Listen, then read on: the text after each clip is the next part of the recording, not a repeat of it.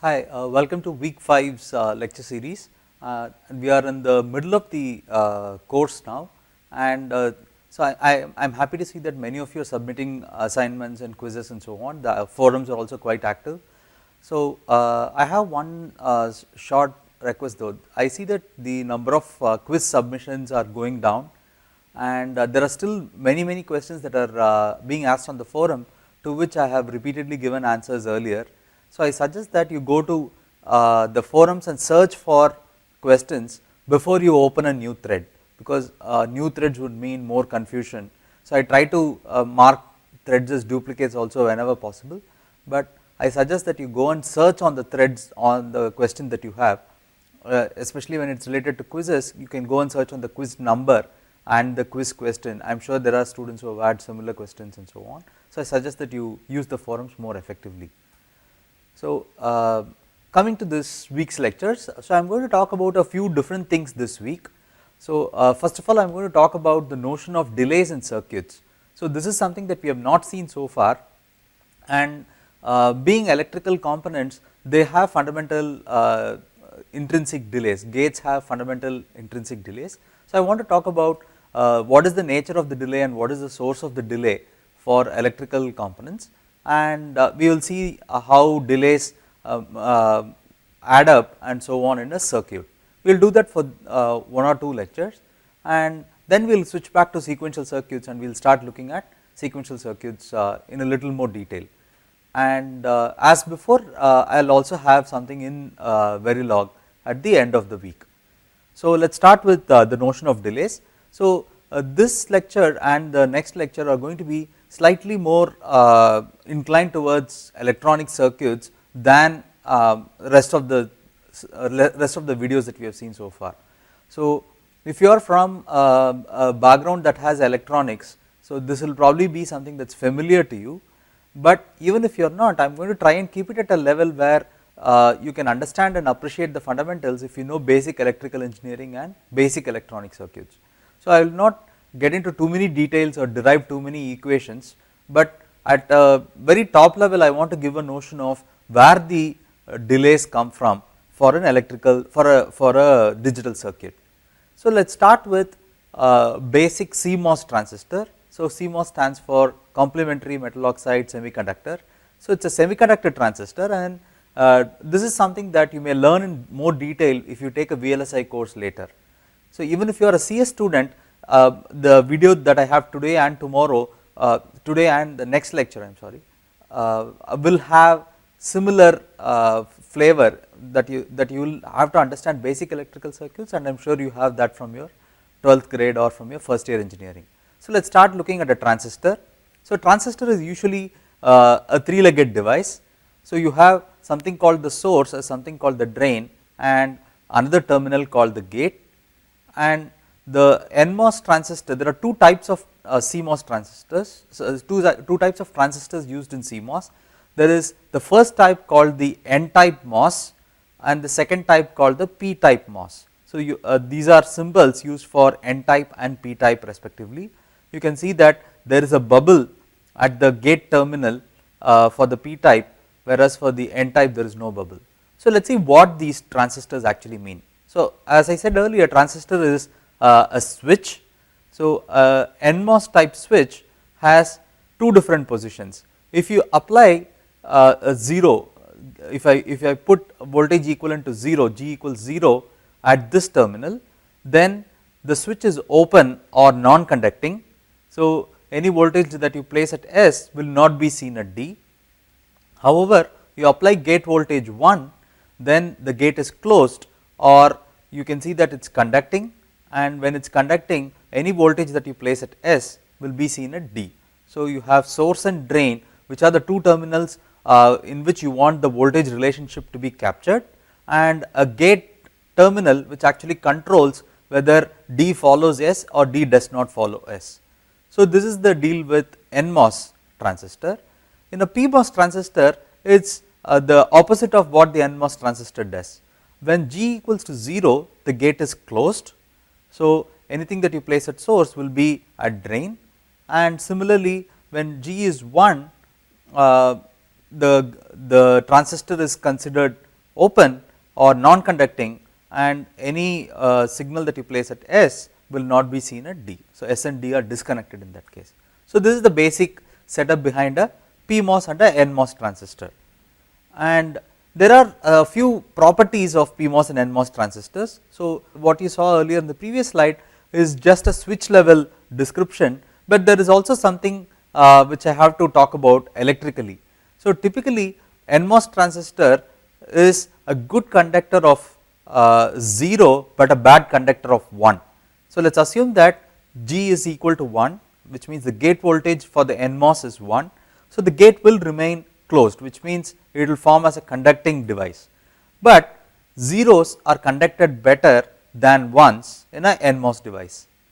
Equivalently, a PMOS device, when it is closed, which means when G equals to 0, it can conduct, but it conducts 1 better than zeros. So, this is something that you have to remember. Both NMOS and PMOS devices are different in the way what gate voltage is applied for it to close the path to act as conducting device, and they also differ in which voltage level they conduct better. So, NMOS device conducts 1 better and PMOS device conducts 0 better. So, with this in mind, let us go and look at a basic inverter. So, we know that the electrical symbol for an inverter is this. I am going to show you electronically how this device would look like. So, electronically this is what you will have. You will have this is called a fully complementary MOS inverter. So, you have a PMOS device and an NMOS device, and the gate input for both the transistors are connected to the input, and for this PMOS device this is the source and this terminal is the drain. For the NMOS device this is the source and this terminal is the drain. So, the source terminal is 1 or VDD for the PMOS, and the source terminal is ground or 0 for the NMOS device. And what we do is we connect the drains together and we will call that the output. Now, if you want to see how this inverter would work, so if you place, let us say 0 at the input here, we know that PMOS is a PMOS device will be conducting when you place 0 at the gate input. So, this device will be conducting, whereas this device will not be conducting. So, you can as well assume that there is no connection between output and ground.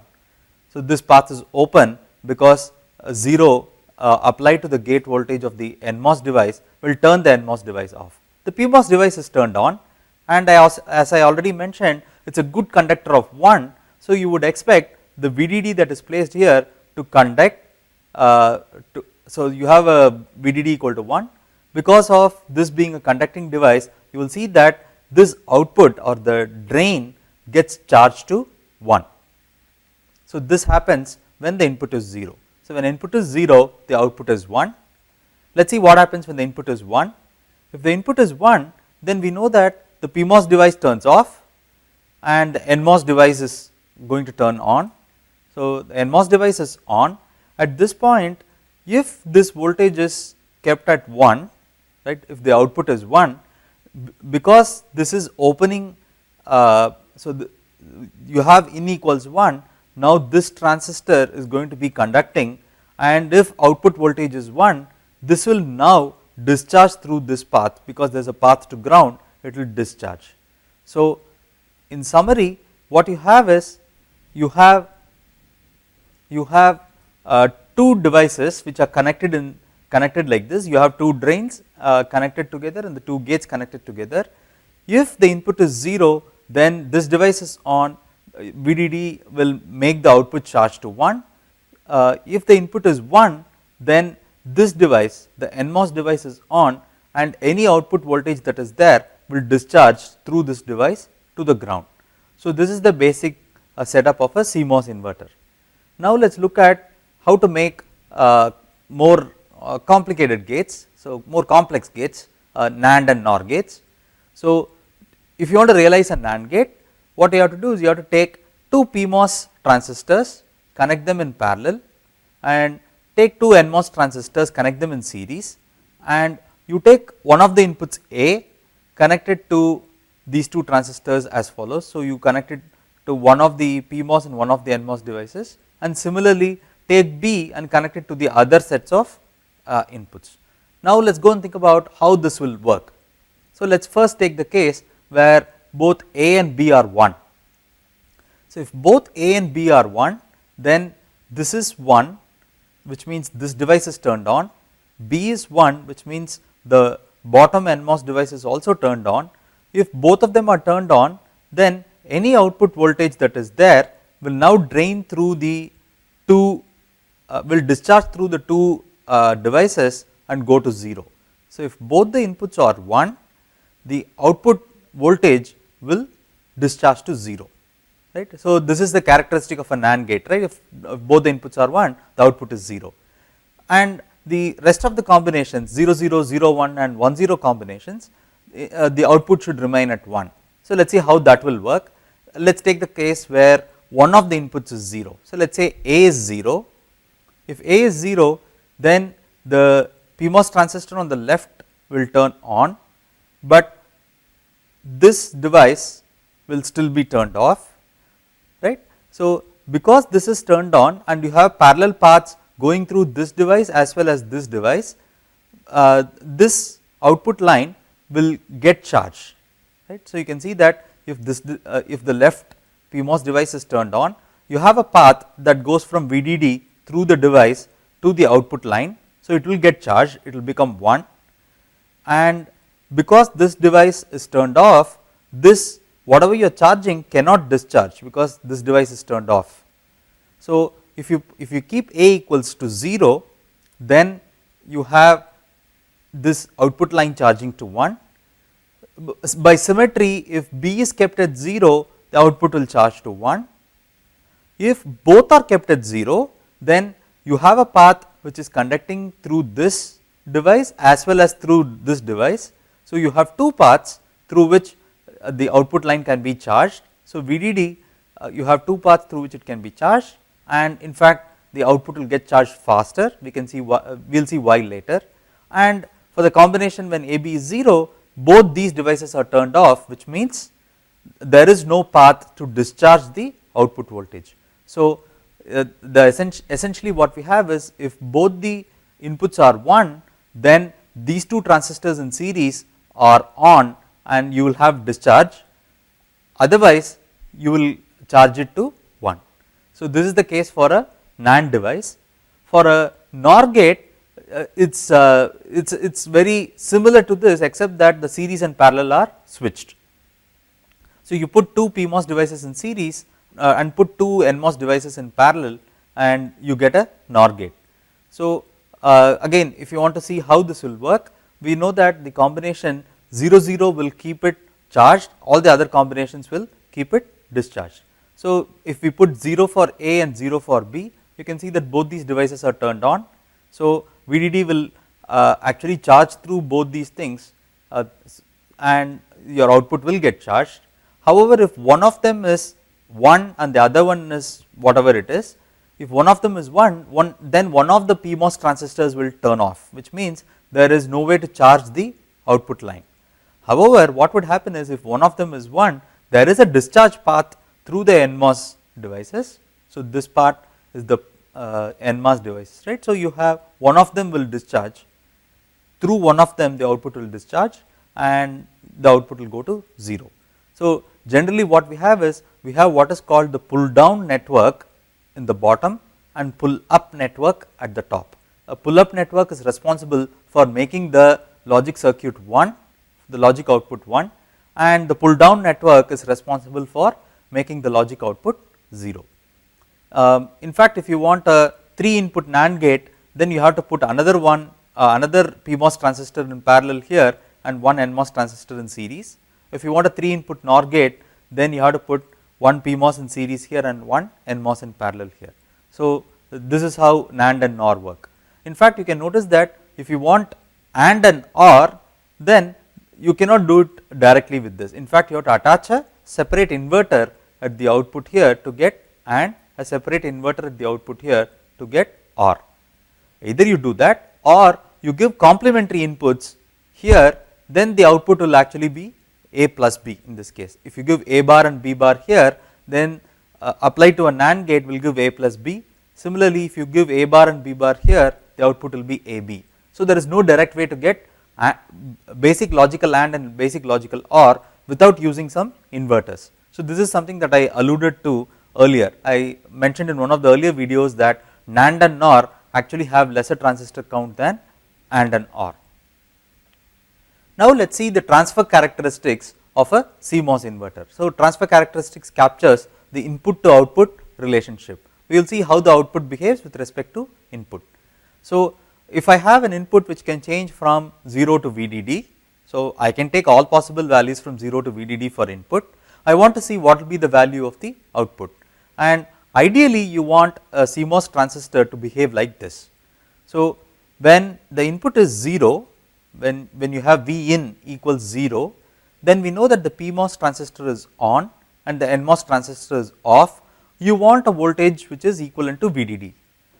Equivalently, when the input voltage is 1, the PMOS transistor will turn off and the NMOS transistor will turn on, and you would want a voltage level that is 0, which means inversion of VDD should be 0, inversion of 1 should be 0. So a typical transfer characteristic would look like this. So you want, for a large range, you want this input. So for a large range of the input, you want the output to be 2.5. Similarly, for a large range of the input from, let us say, middle of VDD to VDD, so let us say VDD by 2 to VDD, you want the device to act as though it is a, you want the NMOS to be on and PMOS to be off, and thereby inverting logic 1. Right? And what you want is, typically you want a sharp drop from VDD to ground if you change from, let us say, something slightly less than VDD by 2 to something slightly greater than VDD by 2. Ideally you want that, however in reality you would usually get something like this. A transfer characteristic shows that VDD actually slowly dips, right, the output voltage slowly dips, and then at some point it sharply drops to something which is equivalent to a logic 0. So at this place you have something equivalent to a logic 1, at this place you have something equivalent to a logic 0. However, if you give an input voltage which is equivalent to, let us say, VDD by 2, then you would see that the output is also somewhere in the middle, it is neither logic 0 nor logic 1. Ideally you do not operate at this point, at least in digital circuits you operate either here or you operate here. So let us see the definitions of various relevant definitions here. So we are going to have 4 voltage levels that I want to explicitly identify. They are VIH, VIL, VOH and VOL. So these are not 1 and 0, these are VIH and VIL and VOH and VOL. So VIH is the minimum input voltage for logic 1. So if I want to, if I am going to give 1 to a circuit, then I have to give at least some input voltage to be recognized, for this voltage level to be recognized as a 1. That is called VIH, and similarly VIL is defined as the maximum input voltage for logic 0. So if I am going to give some input to a logic circuit, and if I want the input to be interpreted as 0, I should not exceed a certain voltage level. So VIL is maximum input voltage for logic 0. Equivalently, VOH and VOL are for the outputs. So VOH is the smallest output voltage that can be guaranteed, so that it can still be interpreted as 1 by the following circuitry, and VOL is the maximum output voltage that you will drive from a circuit that can still be treated as 0 by the circuit that follows. So remember, VIH, VIL, VOH, VOL are actually defined with respect to either the input side or the output side. So you are looking at a gate, but you are not looking at it in isolation. This gate is going to derive inputs from some other input circuitry, and they are going to drive to some other output. So the gate is going to drive some other gates, right. So if you go and look at it, then we are looking at the relationship between the input and output waveforms, right. We are looking at what should be the constraints on the input voltage and the output voltage, so that if I say that this is an inverter, I actually want to interpret the voltage levels as though they are zeros and ones. Similarly, the if I have a NAND gate, I want to see if I give 0 0 as input, what is a safe level at which I can give 0 0, and beyond which I may actually start thinking about it as 0 1 or 1 0 or 1 1 combination. So these are 4 voltage levels that I want to define, and typically what happens is if you have an input beyond a range, it's VIH, beyond a range below VIL it's considered 0, and above VIH is considered 1.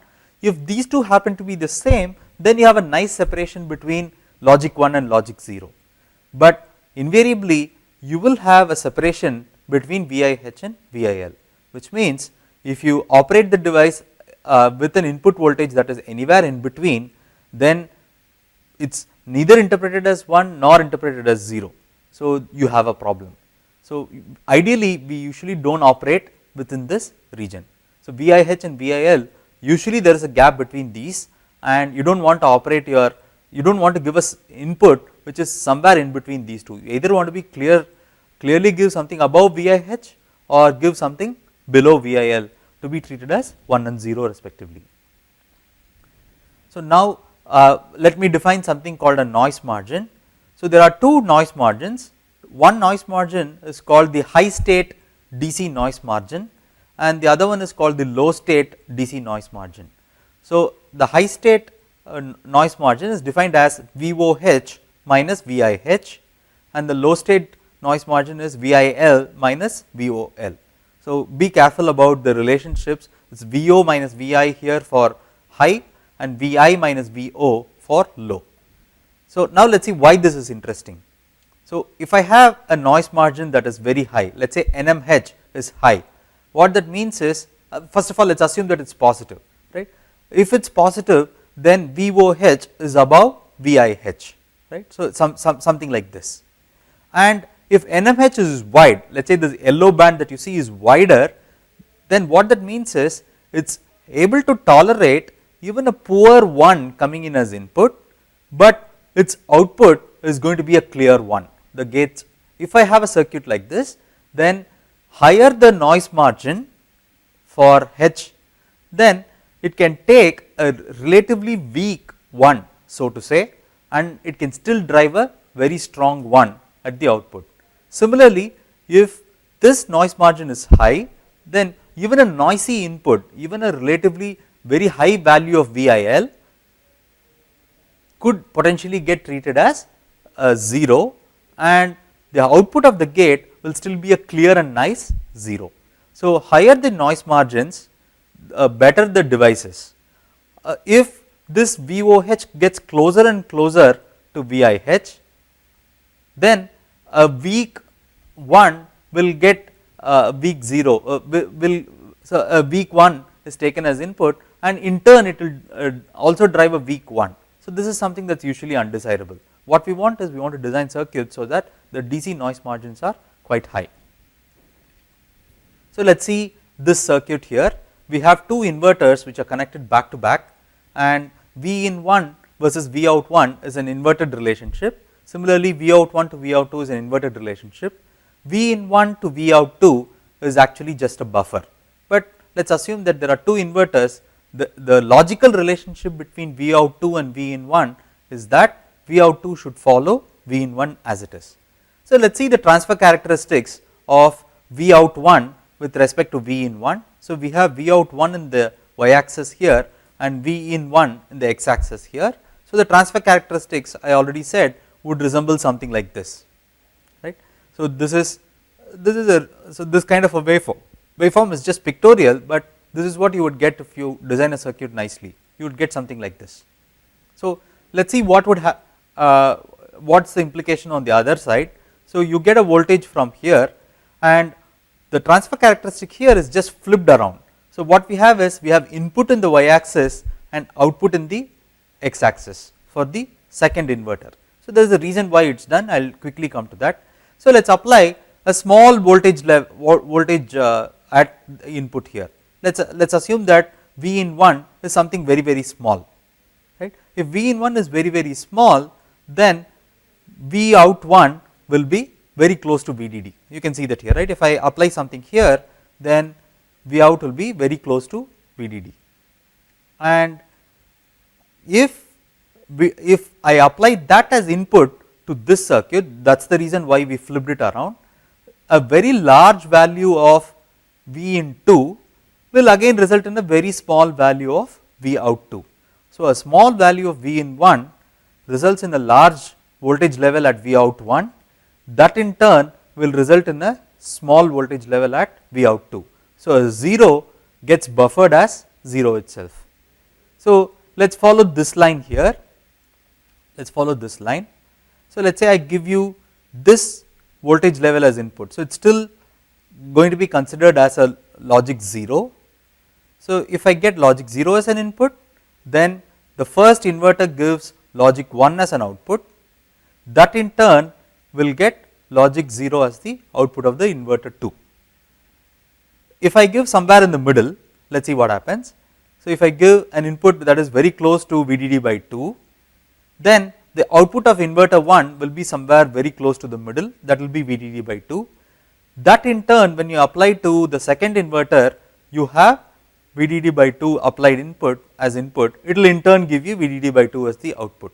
So, if I have very low noise margins, what would happen is, if you operate in the middle range, your output is going to stay in the middle range itself.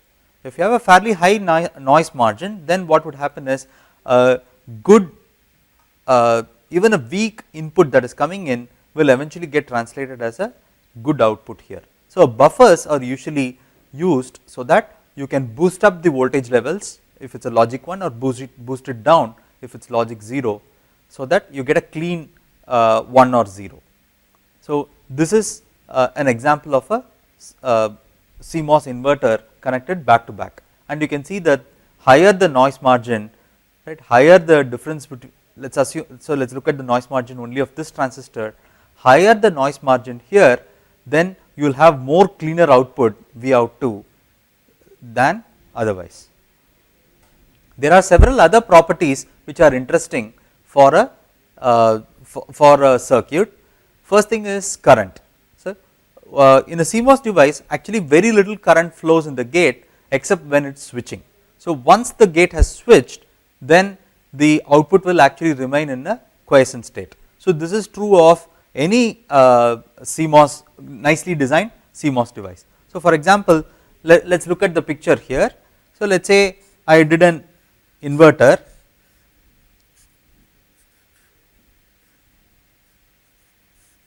So, in the inverter I gave input here and the output would be here, right. So, if I gave logic 0 here, then this device is turned on, right. So, this is at VDD and this is whatever it is, this will charge. Eventually, when this is completely charged, right, turning the gate on here is not going to change anything here. So, whatever you have VDD as here, the potential difference between this terminal, namely the source terminal, and the drain terminal, once the potential difference is 0, there will be no more conduction. So, if there is no more conduction, then there is no electron or hole that is going to go, that is going to be passing here. If there is no transfer of electrons, then you do not have any current. So, this is what I meant when I, so let us get back to the slide. So, very little current flows in the gate except when the input is switching. So, if the input remains constant, then the output will switch from 1 to 0 or 0 to 1, and after that they will remain at that point. So, this is why CMOS is used in low power applications such as digital clocks and so on. Then there is another interesting electrical parameter called static power or the power dissipation. So, this is something that I talked about in the very first week, power consumption of a circuit. So, steady state or static power consumption is also usually negligible in CMOS devices. So, what is happening is in the older CMOS devices, static power used to be very low. In the current technology, static power is also very high. So, what that means is, even when the device is not switching, there is something called static power consumption. It is not negligible anymore. It used to be true in the older technologies. Nowadays, even if you do not operate the circuit, then your there is some current that is leaking. This is called leakage current, and because of which the devices will discharge. So this is the reason why even if you keep your cell phone, let us say you cut off, you put it in airplane mode, you do not want to operate anything and you do not operate it for a few days, eventually the phone will discharge, right. So that is because there is some power consumption that is there in the device even if you do not work on, even if you do not operate the device at all, right, that is called static power. Then let us look at the device itself. If I look at a transistor, so let us say I look at a transistor, we have three terminals, drain, source and gate.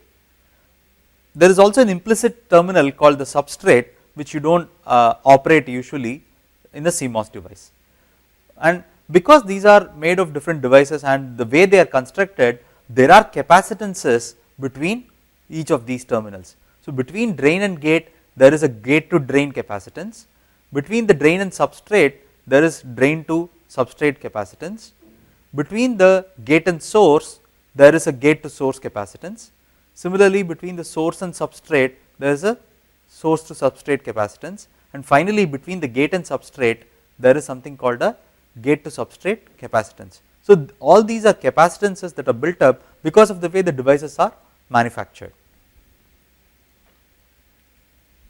And every transistor also has an equivalent resistance. So you can treat the transistor as a resistance, a resistor, and in reality there are several such resistances, and in different modes of operation there are actually different resistances. So again, without getting into too many details about what the actual values of the resistances and so on are, you can treat a conducting transistor as though it is a resistor and a capacitor. If it is a non-conducting transistor, the conditions for the transistor are keeping it open, then you can treat it as a resistance which is very, very high, right. So this is one way to think about a transistor. So when the device is conducting, so let us say I take a PMOS device, if I put gate equals to 0, then the device should be conducting. So I will assume that, so at that point I have some value of a resistance. However, if the gate input to a PMOS device is 1, it is supposed to be non-conducting, I can think about the device having a very, very large resistance at that point. So now we have resistances and capacitances. So because of these we have various other electrical properties. So there is this notion of a dynamic power. Dynamic power is the power consumed because of gates which are switching. So dynamic power is usually expressed by this expression here. So dynamic power is proportional to the capacitance that is at the load. So from a gate, if you are driving another gate, the second gate is called the load to the first gate. So we have the drive, so we have the capacitance of the load, and it is also proportional to the square of the voltage supply, and it is also proportional to the output switching frequency. So dynamic power, so we do not have to worry about these details right now. So PD is CL into VDD square into F, and finally there is something called short circuit power. This happens just at the moment of switching. So this happens because there is a path from VDD to ground. Again, let us not worry about all these details right now, but there are different components of power. These are all electrical parameters. Then there are two other electrical parameters that are very useful. So for example, there is something called fan out. So fan out means the number of inputs that are driven by a single output. So if I take a gate and connect it to two other gates, it is supposed to have a fan out of 2. Fan in is the number of inputs that a gate can have. So for example, a 2 input AND gate has a fan in of 2, and a 3 input AND gate has a fan in of 3, and so on. Typically what happens is higher fan in means the gates actually have higher delays. There are issues why the gates have higher delays, but typically higher fan in means higher delays. And for in terms of fan out, you cannot arbitrarily design a circuit that can drive any load. So the output capacitance or the output load controls how well a circuit behaves. So these are various electrical properties. So we started with the basics of a CMOS device, and we looked at NMOS device, a PMOS device, a fully complementary MOS inverter, basics of NAND and NOR gate, and we looked at various electrical principles or electrical properties that are there for the circuits.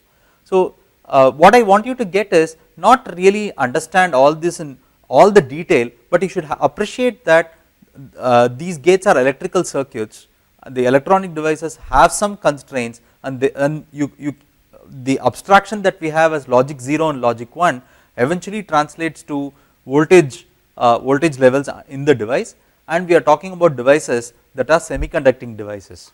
So they turn on under appropriate conditions and they act as insulators under appropriate conditions. So given all these things, I suggest that you go and look at the video once more just to get a basic understanding of how CMOS devices work, because we will need some of this understanding for the following lectures. So this brings me to the end of module 23, and in module 24 all the basic concepts that I talked about here, the notion of resistances and capacitances and so on, we will use that to look at the notion of delays. So thank you, and I will see you back in a little while.